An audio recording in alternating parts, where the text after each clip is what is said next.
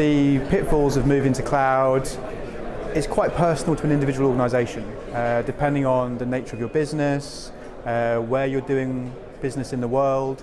They can have different parts to play in your cloud strategy. So understanding the locations that you need to be in, understanding the particular security sensitivities of your business, but also the wider maturity. I think what I've seen more is that people push a cloud strategy and a cloud transformation as a big technology shift, and they ignore all the business processes they have to adopt and change as well.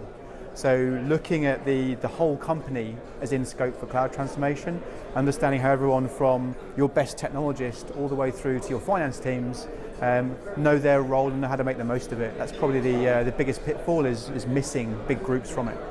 So the first challenge is a challenge of education. You need to first educate yourself, understand what is possible, what are the business drivers, business value that you would get out of the cloud. And then there's a lot of internal education as well. You need to educate your stakeholders, the CEO, the CFO, about the cost of moving. And then finally, I would say there is education of your external stakeholders. So if you're a publicly listed company, your costs, if you're particularly moving from data center that you own to public cloud, your cost is going to shift to an OpEx-based cost.